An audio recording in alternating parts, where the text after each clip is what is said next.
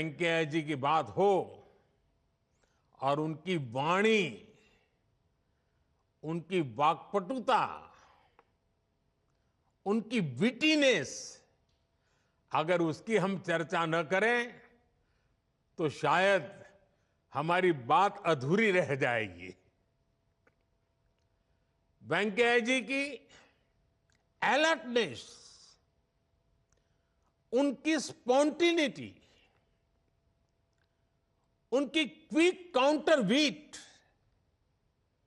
उनके one liners, मैं समझता हूं उसका कोई मुकाबला नहीं है। मुझे याद है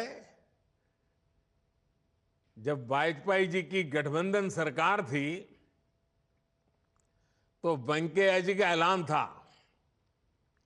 एक हाथ में बीजेपी का झंडा और दूसरे हाथ में एनडीए का एजेंडा। और 2014 में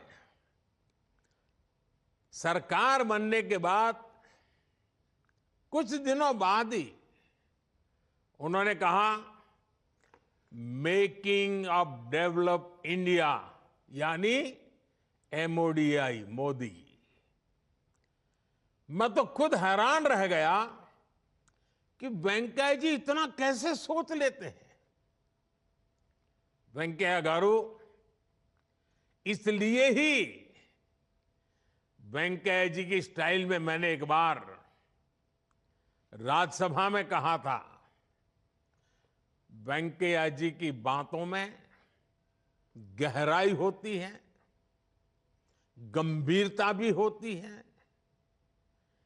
इनकी वाणी में विजन भी होता है और वीट भी होता है, वार्मथ भी होता है और विजडम भी होता है।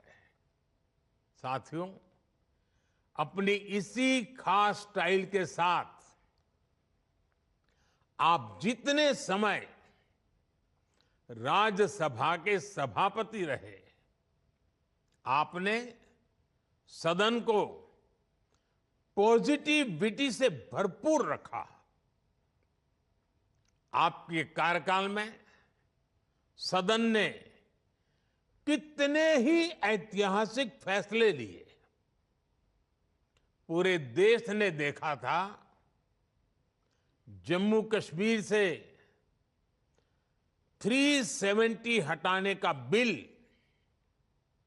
लोकसभा की जगह पहले राज्यसभा में पेश हुआ था। और आप जानते हैं, उस समय राज्यसभा में हमारे पास बहुमत नहीं था, लेकिन 370 हटाने का बिल राज्यसभा में आन बान शान के साथ बहुमत से पारित हुआ था।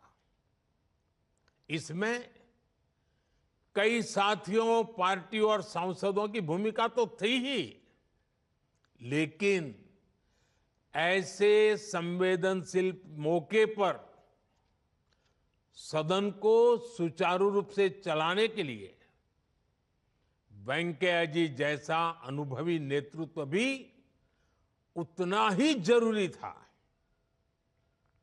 आपने इस देश की, इस लोकतंत्र की ऐसी अनगिनत सेवाएं की है